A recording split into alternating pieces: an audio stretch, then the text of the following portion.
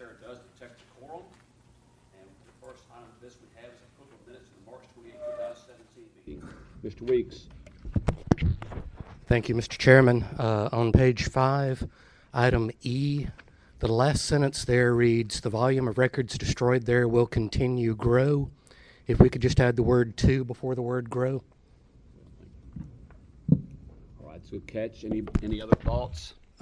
Also in E, just for my own personal comfort, the third line down refers to the cubic records destroyed at the State Records Center. The bottom line, though, reads, frequently utilize the State Records Center. Does it have an official name? Is it Records Center or Record Center? Well, I believe it's Records Center. That's what I believe, but we need to make it correct one way or the other. I believe it would be Records Center, so we'll adjust that. Record. Yes, we do. Unfortunately, yes. Yeah. So duly noted, let's make those changes. With those changes, I'll move to approve. Second. Properly moved, properly second. Any discussion? Hearing none, I take a vote. All those in favor say aye. Aye. Those opposed say no. Minutes are approved. All right, next item of business we have is our consent agenda.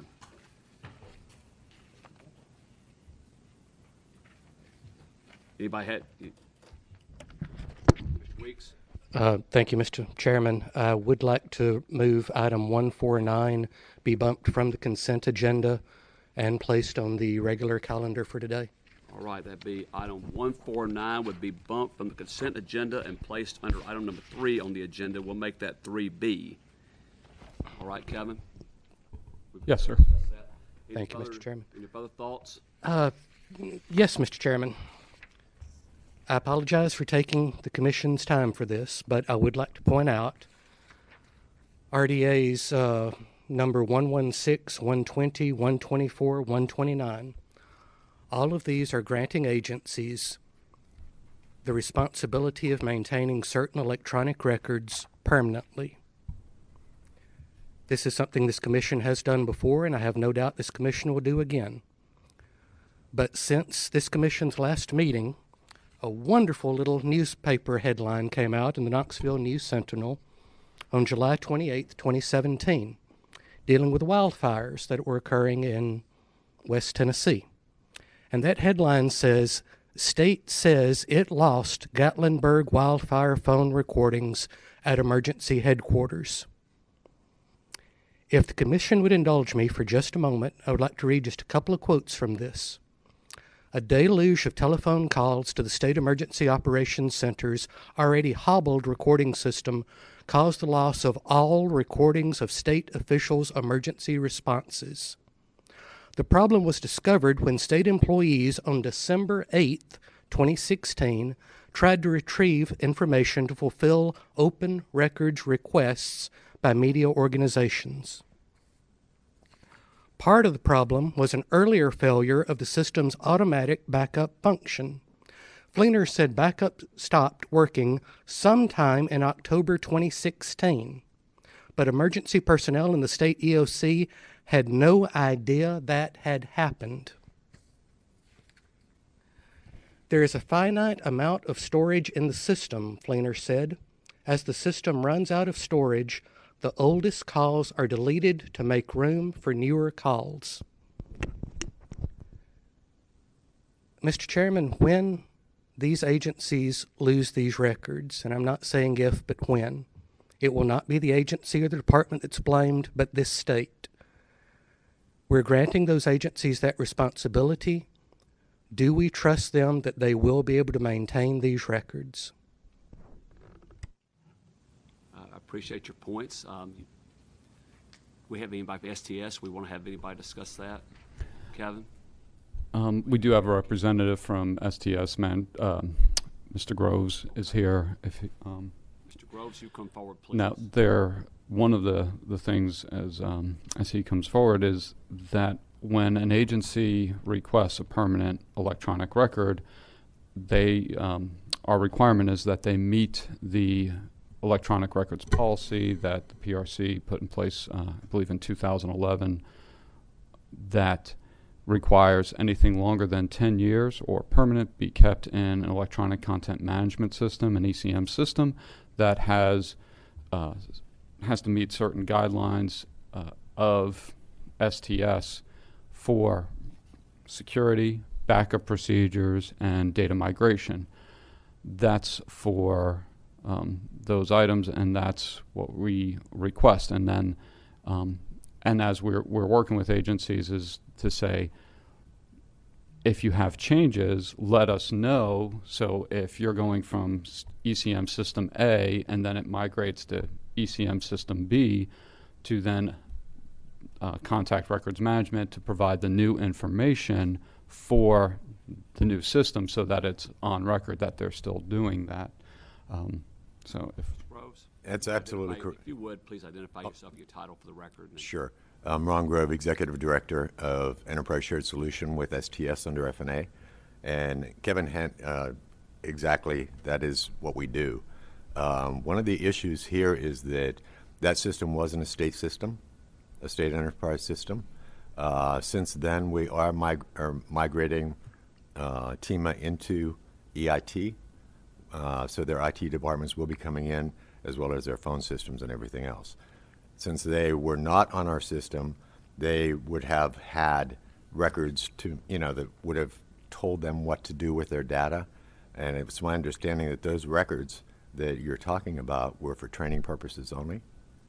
But again, that would have to be addressed by TEMA. But, bottom line is they are coming into our system. Our system has disaster recovery on it. We have unlimited retention on those recordings.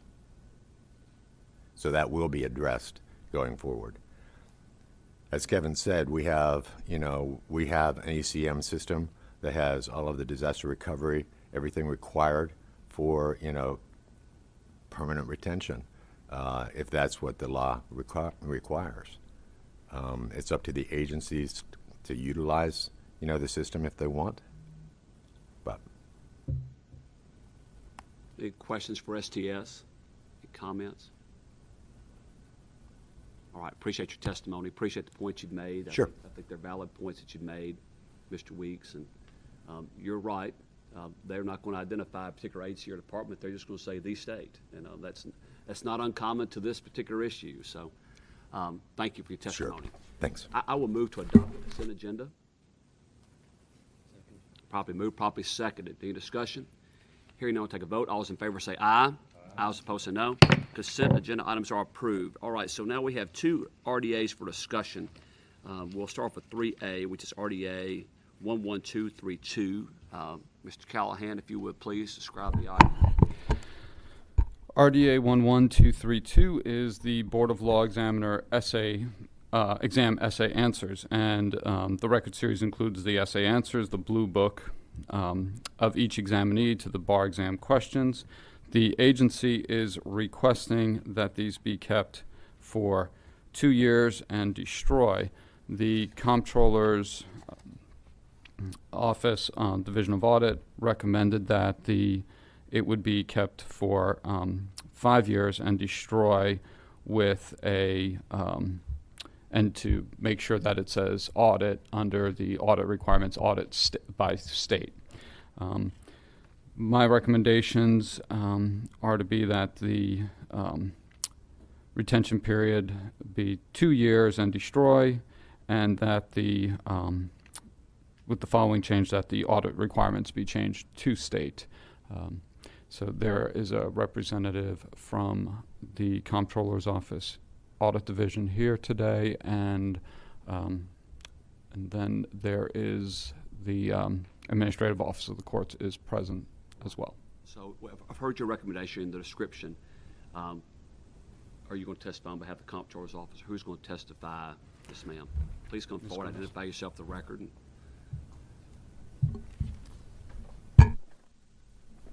Good morning. My name is Alicia Grice. I am a legislative auditor with the Comptroller's Office. Good morning. If you would, maybe just explain the Comptroller's Office's position and why we should rethink the recommendation made by Records Management. Yes, sir. So we have had a number of points made by the office, the Administrative Office of the Courts. So a couple of their concerns are that it is costly and it is burdensome to maintain these records securely. We believe that the option of storing the records with Richards & Richards offers a secure option and is not cost prohibitive. Also, the Section 4.07 of the Supreme Court rule states that the Tennessee bar examination scores are valid and determined eligible for licensing for 2 years after the date grades are released. After 2 years, the score expires. However, the ruling does not state that the examination books must be destroyed after 2 years, so we do not believe that retaining these records for the recommended retention is prohibited by Rule 7. Another argument that the AOC has made is that these records are confidential and would not be available to our auditors for review. However, Tennessee Code Annotated 107-508 states that the Comptroller of the Treasury or the Comptroller's designated representative for the purposes of audit shall be accorded access to and may examine and receive any public records or writings, whether or not they are subject to public inspection. Also, our work papers under 107-508 are confidential, and we are required to maintain those as confidential records. So those are the main points that we have as far as maintaining the recommended retention period at 5 years for this RDA. All right, thank you. Any questions? Ms. Kleinfeld? I have a question. Does the Comptroller's Audit Division intend to look at these examinations as part of an audit, these blue books? And if so, for what purpose? Yes, ma'am. So it is possible. We don't have any specific plans at Well, this time. I want to know a specific purpose, because to me, the concept that we might, at some hypothetical point in the future, have some maybe need to look at confidential documents that no one else ever looks at and no one else has the authority to look at, and the Tennessee Supreme Court has said are confidential and nobody else gets to look at. I need something a little bit more than just we might have some possible need at some point in the future, but we can't articulate it at this point. And that's why these records need to be kept for 5 years. Yes, ma'am. So we could potentially look at these records as a review of the internal controls that the Board of Law Examiners have over these records. And so it would be important for us. For what purpose? Do you understand what these are? Yes, ma'am. I mean, you understand that these are the examination books in which individuals sitting for the law exam writes down questions to answers. So why is there a need to review those books, those answers, to address the internal controls process of the Board of Law Examiners? There are many scenarios. One scenario would be that the records, because they are confidential, are being properly maintained and secured. Another... But does that require you to actually look at the documents? Yes, ma'am. Why? We just have to. We, as auditors, it is our job to review and verify the controls that are in place. So why aren't you looking at the controls? Why not looking at the process? Why does it require you to actually look at the documents and not the process that the Board of Law Examiners has put in place? Also, as part of a review of the bar examination processes, we may want to review those records to just ensure, not to regrade, but to just ensure that there were essay responses and that... Isn't that then not actually regrading or going behind what the Board of Law Examiners did if you're checking to see if there were actually answers submitted? No, ma'am. We would only be verifying that there was a response. We would not be reviewing the content of the response. But if you're verifying there was a response, you're still rechecking what the Board of Law Examiners did, because I'm assuming that the Board of Law Examiners, when they're grading these, also check to see if there was an answer. And if there wasn't an answer, that was noted on that person's scores. My understanding is that the scores are maintained separately from the blue books. And so we might want to take those examination scores and just verify that there was a response in the blue books themselves. That's just one. And so that essentially what you're saying is you are going and double checking what you're basically rechecking what the Board of Law Examiners did when they graded the exams. I don't know that I would characterize it as rechecking. We would be verifying that the work was. Okay, tomato. Verifying, rechecking means the same thing here. You're going behind what the Board of Law Examiners did when these were graded, and you are checking or verifying that they graded them properly. To be fair, we do review the work of all state agencies similarly. Not my office. Any further questions, comments? Anybody from the Administrative Office of the Courts? Yes, ma'am. Rachel. Mr. Chairman, thank you. My name is Rachel Harmon. I am here on behalf of the Administrative Office of the Courts, but the reason I'm sitting in this seat is because I'm the Chief Justice's designee. And so what I'm about to say, I'm speaking for the court, not for the Administrative Office of the Courts. I have right here the Constitution of the state of Tennessee. And in it, in Section 2, or Article 2, Section 1, it states that the powers of the government shall be divided into three distinct departments: legislative, executive, and judicial. And in Article 6, Section 1, judicial power of the state shall be vested in one Supreme Court. I'm familiar with 107-508. I wonder, and I'm not trying to be smart here, but I'm wondering if your office is familiar with 16.3.406, which states that after Supreme Court rules have become effective, all laws in conflict with the rules shall be of no further force or effect.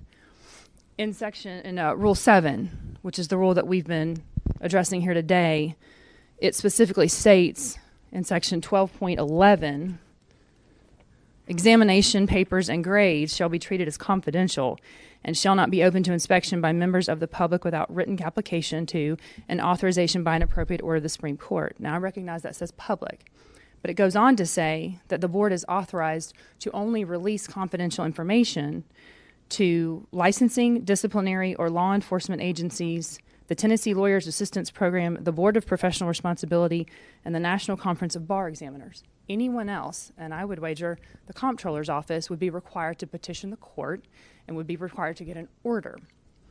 In the packet that you all have in your notebooks, there's a letter from the Chief Justice dated July 11th, 2017, and it expressly states that the full court, has approved the Board of Law Examiner retention period for 2 years for these exam blue books. I mentioned all of these constitutional powers, and I mentioned the authority of the court in promulgating its rules because I think it's an important distinction to understand that the court's inherent power trumps, candidly.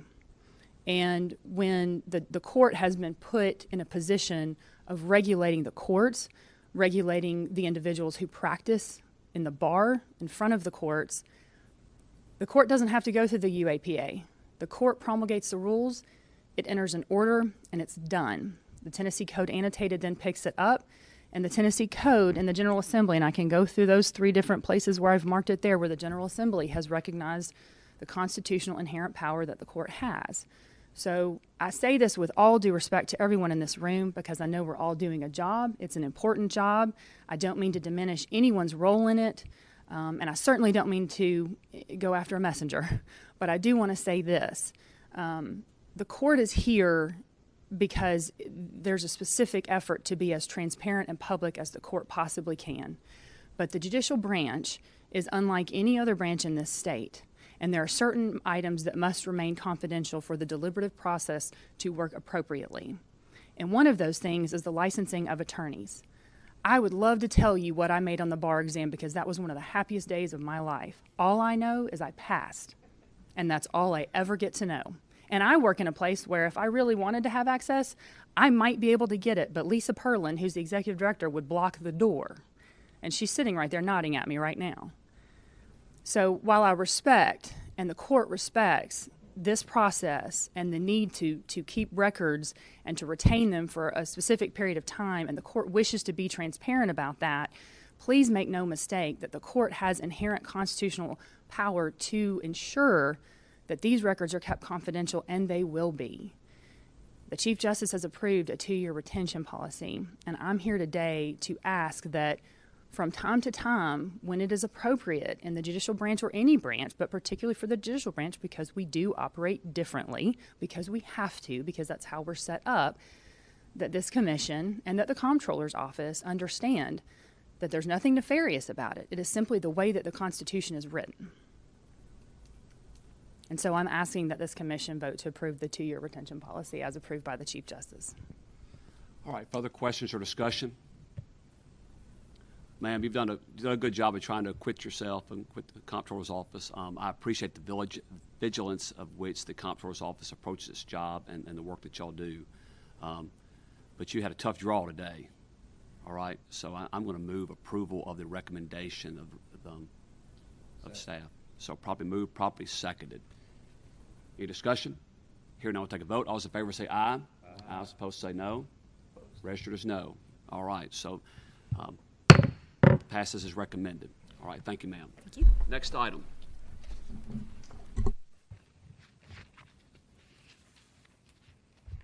The next item is statewide 16 temporary records. These are defined in the TCA as material which can be disposed of in a short period of time as being without value in documenting the functions of an agency. Temporary records will be scheduled for disposal by requesting approval from the Public Records Commission utilizing an RDA. Temporary records may include notes and communication media, including correspondence. These documents are only considered records of short-term administrative value. Examples: drafts, notes, voicemail, text messages, and email messages. Drafts, notes, voicemail, text messages, and email messages are presumed to be temporary records unless they are governed by another RDA. Under no circumstances are documents of fiscal, legal, or historic value to be considered temporary records. Such records are to be covered by specific RDAs. So the request is for these to be cut off when it no longer of administrative value and to be destroyed. It was pointed out that the danger is that records could be kept by an agency by saying, oh, these are temporary records, and then kept of an indefinite period and then destroyed appropriate or at leisure, or never destroyed. And we learned the dangers of that in the flood of 2010 and the volume of things that would be cleaned up, and then found out maybe they shouldn't have been even kept that long. So after discussing it with the member of the PRC who raised the question, propose that we change the cutoff to be, keep it as other, but to say that files are cut off immediately. And there's a sheet that typed up for you in your notes. And that the disposition notes to be changed so that they say that files are cut off immediately. Records are to be destroyed when no longer of administrative value to agency and should be disposed of according to content. Temporary records are not to be retained more than 1 year. Any record that needs to be retained longer than 1 year is not a temporary record, but should fall under another RDA with the appropriate retention period. Any sensitive or confidential information contained therein shall be destroyed according to standards for destruction of confidential information. So, and we put that in there because there are times that agencies may receive out of nowhere, someone sends something and it contains sensitive or confidential information and it needs to be destroyed. But the idea with this is to then say, for the agencies to not be able to say, oh, this is temporary records and then keep it indefinitely, but to say, you've got a year, and if you still need to be keeping it, it is not a temporary record, it has greater value and must be kept according to the appropriate RDA. And I apologize for not catching that in the thought process as we were developing this and working on it. So I appreciate that it was brought up. But that would be the recommended change. Any discussion? Ms. Kleinfelter? Janet Kleinfelter. I am General Slattery's designee. Did mention that earlier. I think this is a great addition to the disposition notes, this clarification of the time period, that a temporary record should not be retained more than 1 year. The only recommendation I would make, and this is the lawyer in me speaking, is that instead of saying that if it needs to be retained longer than 1 year, it's not a temporary record but should fall under another RDA, I would take out the should and say it falls under another RDA if you have to keep it more than 1 year. Because by leaving the word should in there, you're still suggesting to the agency that maybe it doesn't fall under another RDA. Any objection to that modification? You agree with that? I agree with that. We'll put, but will fall under, or just falls, but falls. Okay. All right. I got tickled. Ms. Kleinfeld said the lawyer and me. I didn't know there was anything else inside of Janet Klein. All right. Any further discussion? All right. You've heard the new suggested language. I'll move to adopt. All right. Probably move properly second. Any further discussion? Hearing none, let's take a vote. All those in favor say aye. Aye. Those opposed say no. Items approved. All right. Our next item is an update on records management. Good morning. So We have reports first, then review. the Records Management Division, we continue to review the RDAs with Division of Library and Archives and the Comptroller's Audit Division. And since 2013, we have now created, revised, or retired 1,584 RDAs. This is out of approximately 1,850. That's what we started with, which was just under 1,700, and the new RDAs that have been approved. So we are getting very close to that point where we will have, for the most part, completed the revision of the RDAs that were in existence. Right now, we're working with agencies on finishing up some of the harder ones, some things where processes are changing and they're looking at it, and so that's where we might be slowing down a little bit as we get to the end here, and as we continue to identify RDAs that are that need to be created as we work with the agencies. So as we continue to work with the state agencies, we are conducting all of our classes again. We did over 10 classes this year, and we're continuing to provide agency trainings, and we'll develop the new schedule. Generally, we start that in November and December, and then move through until June or July when we complete those to cover the general topics for agency records officers and to make sure that we are keeping them up to date on professional changes. And as I'll mention later, we're going to try to reach out and do more trainings with STS. So far this year, we have held over 300 agency meetings, and between classes, workshops, and agency trainings classes, we've done 25 classes. We are also conducting agency assessments in the central Nashville region, as well as going out to this summer we did regional offices. And so we have conducted 26 agency assessments and gone to regional offices in Knoxville, Jackson, and Chattanooga. Later this month we'll be heading out to do the first in a series of visits to Memphis to go through those offices as well.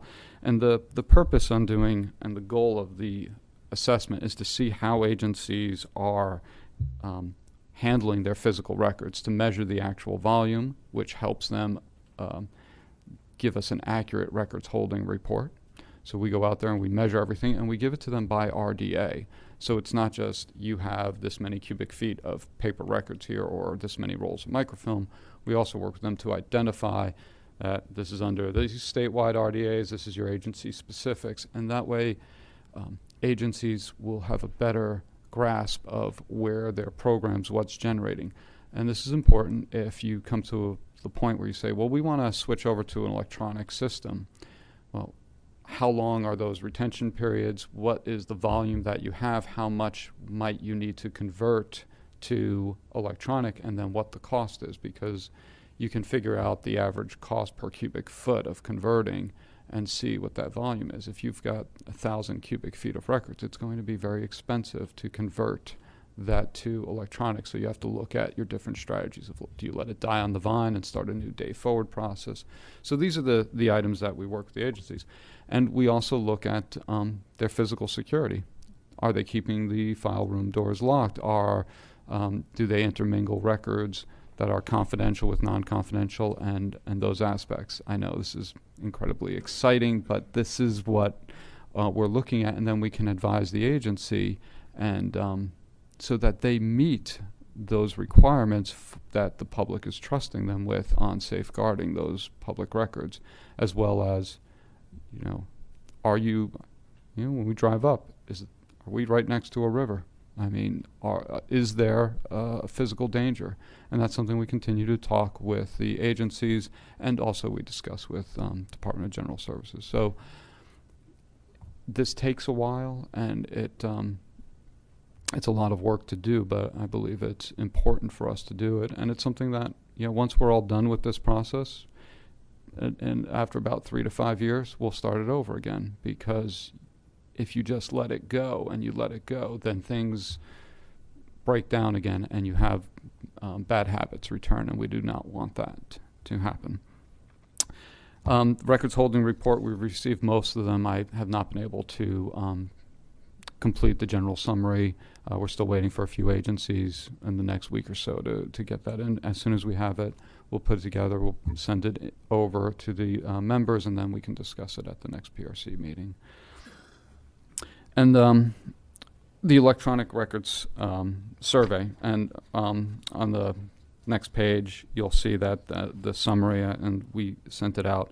And this was requested at the last meeting by the commission, that we create the electronic survey, and we sent you the summary report. But a couple of things, general, that agencies are aware of the benefits of electronic storage and access, as well as the legal requirements for maintaining those records. As we got back the answers on that, what we do see a need to increase is the level of consultation and planning before implementing some of those digital conversion processes and projects. And this is something that we, Ron Grove and I, we discuss, and we're discussing about how can we work together to improve that feedback from the agencies and to make this process better for them, and so also that it's not a call to us in records management saying, hey, those RDAs we were putting off doing, we really need to have them approved right away. When's the next PRC meeting? Is there one in a month or so? We need to know this so that we can plan out, and then also to make sure that they're doing everything technology-wise, because if you have people operating out in the field and need those records, it's not a matter of just, we scanned them and we put them on a server. There's equipment that has to be bought and such, and we want to make sure that we're working with STS and helping the agencies on that. So that's something that we're doing, and I appreciate how STS has been responding and helping me out on that, and we're in the planning stage for this next year to work together more on it. Any questions? Thank you, Mr. Callahan. Any questions for Mr. Callahan? Mr. Weeks? Thank you, Mr. Chairman. Mr. Callahan, you mentioned the number of classes done for the records officers. Mm-hmm. How much turnover is there of records officers in the agencies? It has slowed down this last year, but so I joined in the state in 2012, end of 2012. We had almost a complete turnover twice in the first three and a half years I was here. A few reasons. There was a normal set of retirement going on. We also have been asking more of records officers, and the items that the PRC has directed me and my division to address has required some extra work, and not every agency had someone in place who had the time to do some of those things and meet that, or had the best job title for that or skills suite. So there was some turnover because of that. And then there was, I think it was about a year and a half, 2 years ago, there was a buyout program amongst the executive branch, and you saw not even so much the people who had moved into records officer positions necessarily retiring. There were some of those, but also that kicked off a waterfall effect. And so you had people retire, and then other people move into various positions, and then all of a sudden we get a notice, hey, I've just taken this position, and so someone else is moving into mine, and they're going to take over as the records officer. So it was less this year. There was still, I want to say that there was probably 5 or 6, maybe 7 out of approximately 50. And then we've also the universities moved out from under the Board of Regents. So right there we had 6 new records officers this past spring and summer starting up that we're trying to do that. And we've been working with our communications division within the Secretary of State's office to come up with different ideas on how to make it easier for new employees to pick up on some of the records management basics. And there's a video that we're hoping to have out soon that they did, and it's only 2 minutes, but it covers quite a bit so people don't have to listen to me as long. What I heard anecdotally is a lot of commissioners and department heads have trouble picking one person because it's such a coveted position as records officer that they don't want to offend anybody. So when they have to pick just one, that really is what caused a problem. So a lot of times they split those duties up and rotate that throughout the year. Is that right? I didn't realize that's why we had some agencies taking the team approach. That's the motivation. See, they don't want to tell me that. That's well, just anecdotally, that's what I heard. It may have been a conversation with myself. I don't know. All right. Any other questions, Mr. Weeks? Thank you again, Mr. Chairman. I would just like to point out question number 21 to the Commission. Has your agency consulted with STS for the most efficient storage system for the long-term records, which would include permanent records? And 24 agencies just said no. Yes, that's kind of the scary thing of that. The last section, the percentage there was the last 2 sections. There were some of those different questions that were, you saw a yes answer, that are you doing this? Yes. Okay, we've got say a third of the agency saying yes, and then you look at that, and then only on the follow-up questions that are like having to do with did you talk to STS, have you talked with, and only say if there was say 15 or 16, only 7 or 8 agencies would say, oh yeah we have spoken to them about it.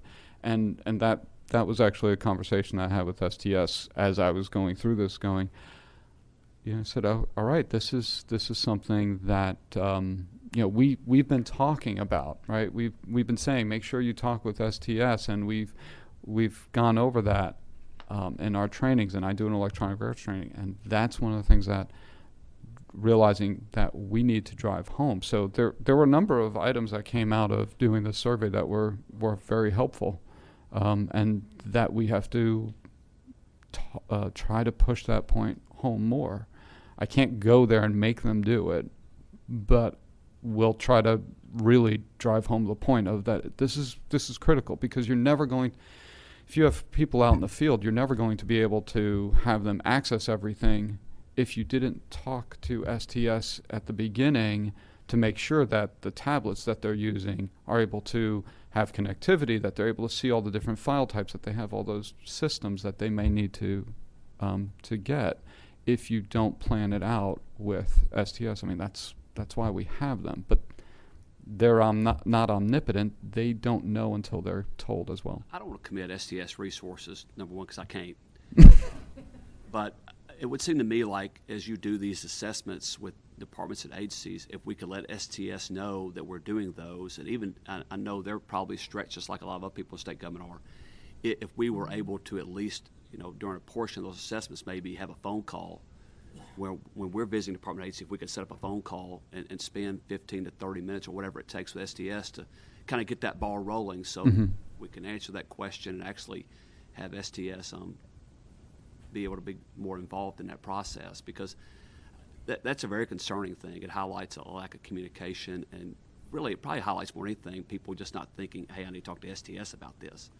I think STS is willing to help, but, you know, they've got to know where to help, and they got to know what the questions are. So. Yeah, I agree. And that's something that, as I wrote in the report, I want to make sure that I have a good working relationship with STS and that we talk about things and we go over it. But even understanding that I look at this and I say, okay, I have to make sure that I plan more on that and make an even greater effort to keep them in the loop of what we're dealing with. And as a matter of fact, I know our department's in the middle of our strategic planning. That might be something that would merit being in your strategic plan as an Yeah. outcome.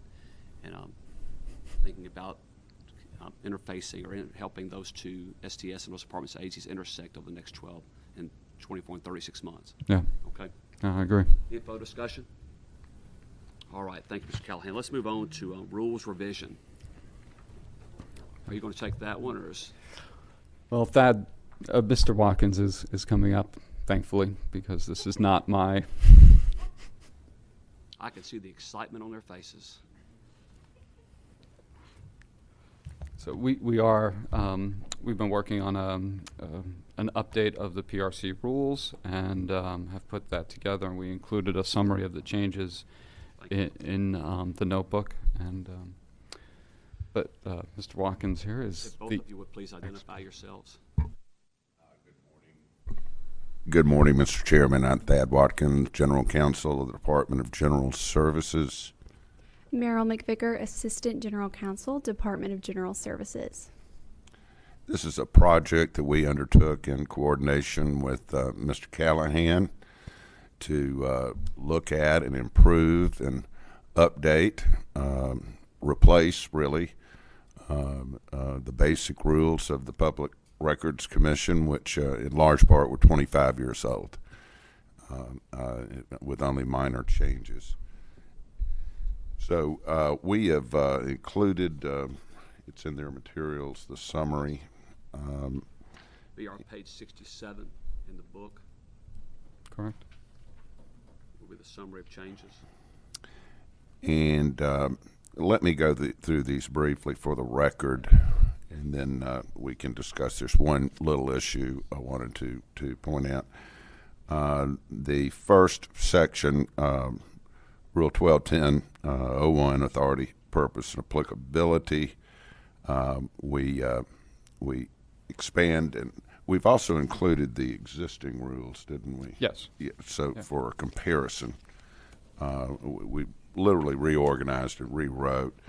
We updated and expanded on the current version by defining it in three parts. Existing rules 2 through 6 entries deal with governing body officers, meetings, procedures, and records management division. These were deleted. That is just those were just a verbatim reprint of what's currently in the code, and pretty much not found in other similar bodies, rules, those things that are stated. We updated the original rule on records officer, and we moved it to a different place, the .06 in the new version. We updated the definitions, and we note here no significant change. We did make one change that we're now going to go back. There is we replicated a number of the statutory definitions and had them all together so you'd have a complete set. But it's the definition of agency. In the existing rule and statute, agency, which is Tennessee Code Annotated Section 107301, agency is defined as any department, division, board, bureau, commission, or other separate unit of government created by law or pursuant to law, including the legislative branch and the judicial branch. Provided, however, for purposes of this part only, agency does not include the legislative branch. And in my review of the rules that Ms. McVicker had been preparing, I said, well, that looks like some kind of drafting error or something, but I removed that last clause because it includes the judicial and legislative branch, and then it says it doesn't include the legislative branch. And we've discussed this. Counsel for Treasury brought that to my attention, and so we, who happens to be my wife, brought that to my attention, and we have discussed. Fun dinner table conversation. That's the kind of thing. That's the kind of thing we talk about after work. Anyway, I have consulted with the man, Mr. Eddie Weeks, about what the possible cause or reason or anything is, and perhaps I can invite Mr. Weeks to join us on this particular point. Mr. Weeks, you want to add anything to the discussion?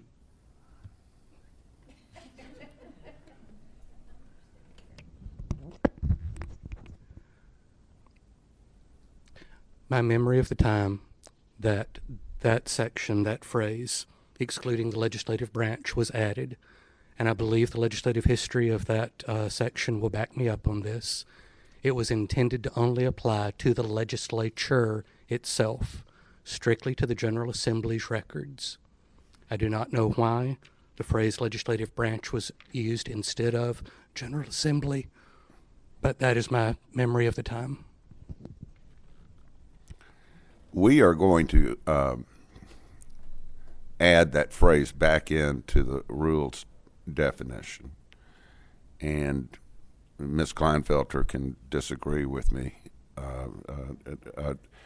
The commission can continue to, or can make an articulated statement right here that it's just going to, from this point on, interpret that as meaning the General Assembly and not the constitutional departments, unless they want it otherwise.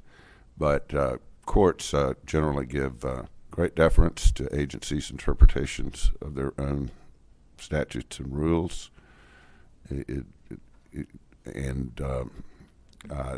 that's unless, as long as it remains in the statute, I think we need to probably replicate it verbatim. We have looked at this issue before in various contexts and have recognized that language excluding the legislative branch and have said it doesn't apply to the legislative branch for purposes of 10.7.301 et sec. And so it's in the statute. I think you have to put it in there. So we will be putting that back in, and we don't consider that a material change. No formal notice has been filed, but we're going to put that back in. It's just one little clause that will follow the definition of agency that you find in your proposed new rules. Quickly moving on, and Kevin, please, lots of these were your ideas. Our third rule is responsibilities of the state agencies. We have replaced the old procedures for the management of records, and we provide more details on the responsibilities of agents, records program, records officer. A records holding report is included in these new rules. It also requires an agency to provide written notice to the division on the appointment of a new records officer, since those happen pretty frequently, it sounds like. The fourth rule, procedures for adoption of records, expands on the existing version and provides details on what is required in an RDA, the core data. It expands upon the process of submitting and the approval process. It updates information in the existing rule on records creation and on the amending RDAs, amending records disposition authorizations. Procedures for the reproduction of stored records. It provides guidance on reproducing records in other formats, something that wasn't really thought about much 25 years ago. It's very important today. provides guidance on security and integrity of agency records. It updates information in the existing rules on record retention and disposition.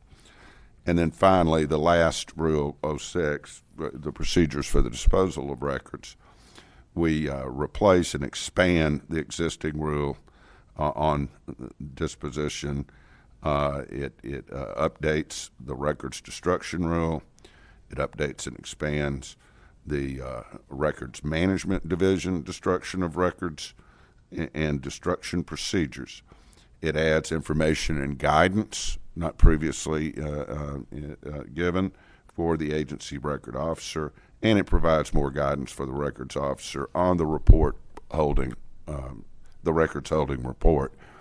A good bit of these rules embrace procedures implemented by this commission and the director that have brought a great deal of clarity and instruction and guidance over the last several years, and now they need to be in these rules where they can be read.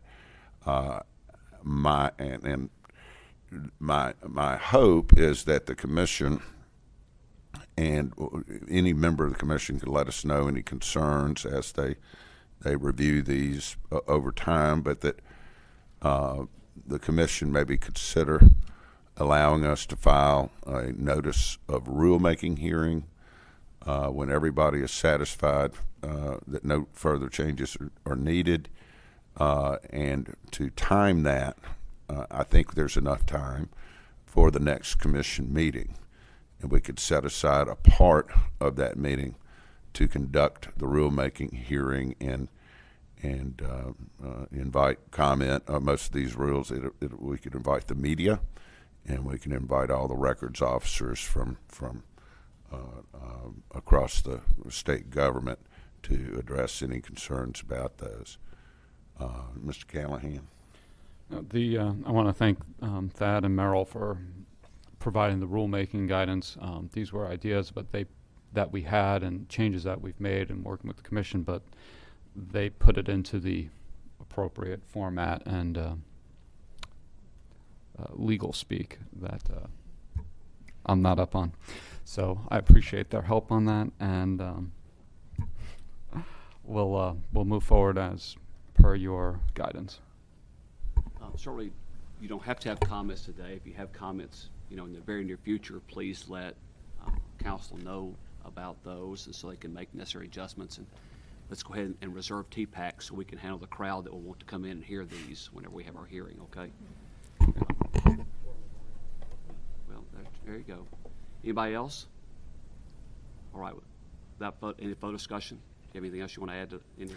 I will very happily serve as moderator of that hearing. I've conducted over the years lots of rulemaking hearings for boards and commissions, and appreciate your service. We'll take you through. We can just sit and engage. Ms. Kleinfelter. When were you proposing to schedule this hearing? When do we look for the next meeting? The next meeting will probably be somewhere between February and April, usually end of March, beginning of April. We need to talk. Okay. All right. Thank you both. Appreciate your work. Thank you, Kevin. All right. Any further business? Certainly invite comment from the public. If anybody has anything they'd like to share with the body, raise your hands, walk forward, something. All right. Without that, I'll move to adjourn. Properly second, non-debatable. All those in favor say aye. Aye. All those opposed say no.